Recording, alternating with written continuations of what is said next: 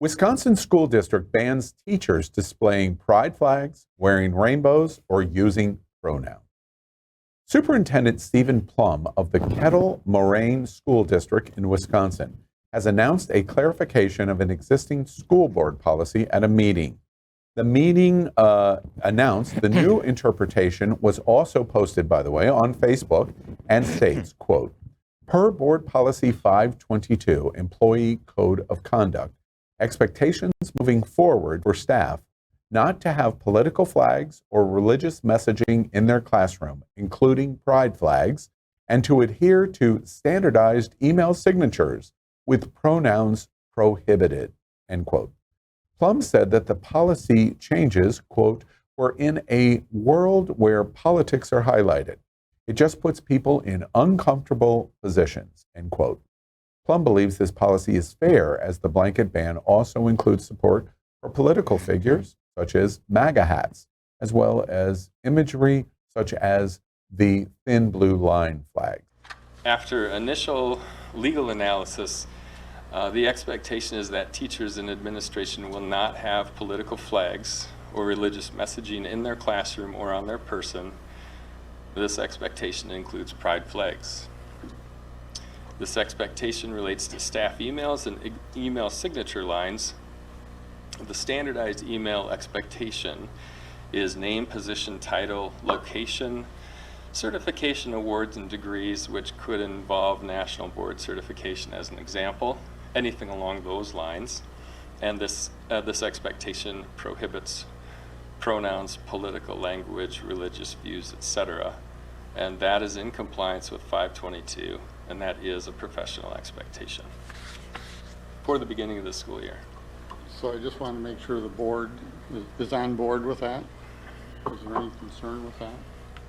I have a question. So you said religious, wearing religious things. You're saying they can't wear a cross? Well, Jay, this is where we start drawing lines. Right. And, so I'm just trying to understand where we're drawing that line. So if it's something on their person and it's in a necklace or something like that, and it's not in your face, shall I say, I think that is acceptable. I would say that that is a personal item, and I wouldn't worry about that, as opposed to something like a T-shirt that has large letters on it. No, I understand that. I was talking about personal, ring, necklace, bracelet. Yep. Discreet jewelry, I think, is acceptable. Okay. You didn't mention Black Lives Matter, but that would be covered under this as well. That's a political leaning. I think thin blue line could be considered political. I think we back the badge could be political. I think pride flags could be political. MAGA hats.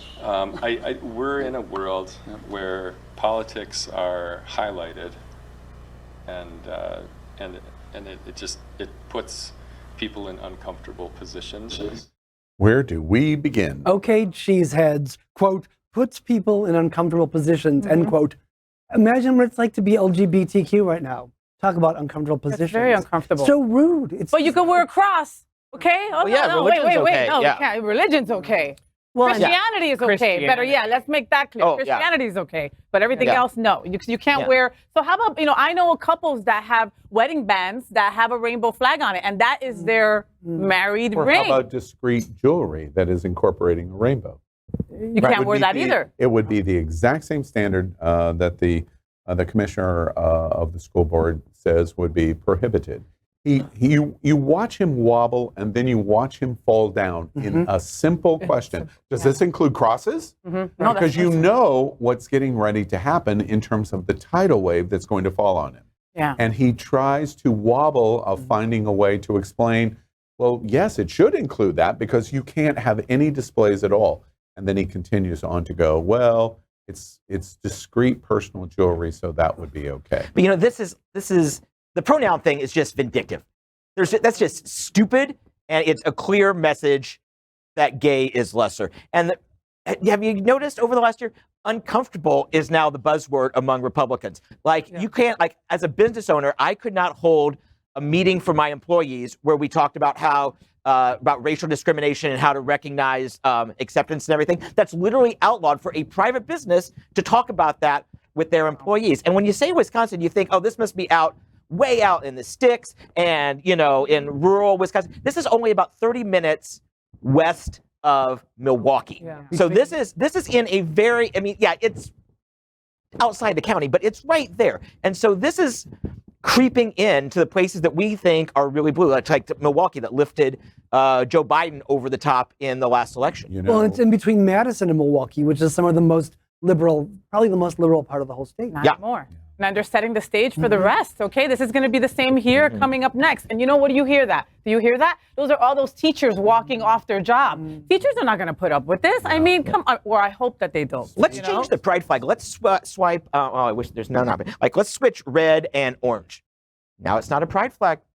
Now it's just some rainbow colors out of a scientifically approved spectrum. To the issue of teachers, Julio, you're a professor at Florida International. And you have lots of experience of historical discrimination. Your book, Miami, prior to 1940, as one example. What do you think about this story of creep into school boards? I mean, school boards are such powerful organizations. So much of our laws and our policies are implemented at this kind of local level.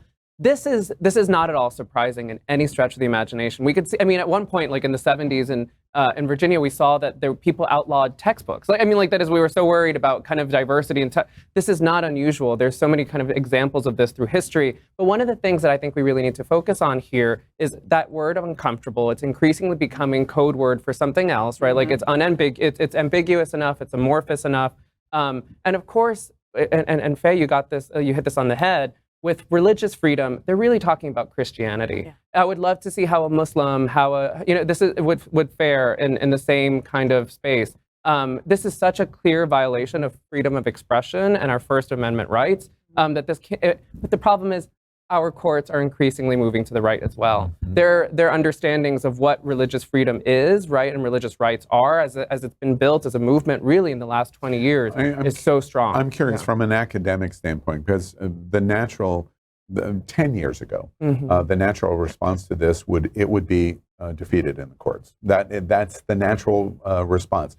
Prior to Obama, with George Bush, the natural response would have still been that it gets defeated in the courts. What's your kind of academic observation of what will happen in the courts on something like this? It's hard to know. It really depends on what kind of judges are going to be looking at this. If it gets out of state and gets into federal, any difference in feelings? If it goes to federal, even at the circuit level, so many of our circuits have now been put in with very conservative judges who have seen religious freedom as a very particular and kind of exceptional, right? And when they say, again, religious freedom here means Christianity. Yeah. Yep. And of course, if we go all the way to the Supreme Court, no doubt over the last few years especially, religious freedom has definitely been upheld. Trumps everything. It's established literally really literally trumps everything. Right. It's dangerous time. Before we move on, one last observation to the uncomfortable word. There's lots of very, very smart people that are writing about the uncomfortableness in America. And they make the point that our whole democracy is based on being uncomfortable, that we challenge ourselves in our being uncomfortable in our free speech, in our free press, in our disagreement, and then in our dissent. And that if we try to wash that away, we are actually harming our democracy. What do y'all think about that concept? Because it's academically being discussed extensively. Sounds right. So one of the things, one of the biggest arguments for saying things like in a classroom, like my pronouns are he, him, and his, for example, a lot of people have said is really important because even if everyone in the room is cisgendered, it makes you take a step back and say, my gender is not natural. My gender is, right? That is, that I shouldn't take for granted that everyone's going to assume that I'm male, that I'm it's even if, right, everyone kind of says he, him, his, or her, it puts you in a space where you don't assume, right? That isn't so much of our assumptions are transphobic, are homophobic, are racist, right? And it gives us, that doesn't mean that all of them are, they come from bad places, but it does have you kind of question what is assigned to us or what is kind of just assumed by us and other things that we also as a people get a say in, right? Our identities are in flux and they change. Well, clearly this is, we're reporting this at Core News tonight. This is a school board in Wisconsin. And we're reporting this because this is a disturbing trend. And as Julio said, school boards are exceptionally powerful. It's not just the seat of the president or your governor or your senator. They have incredible power. Vote. Exactly. LGBTQ plus news is vital for our community and for the broader world as a whole. We have enough enemies at Fox News. Tucker, Sean, and Laura are loud. We need passionate allies. Happening Out Television Network, Queer News Tonight, and It's Happening Out are literally out of the closet and into the headlines. Our community needs your support. Like this broadcast and subscribe now to ensure the growth of the entire LGBTQ plus community.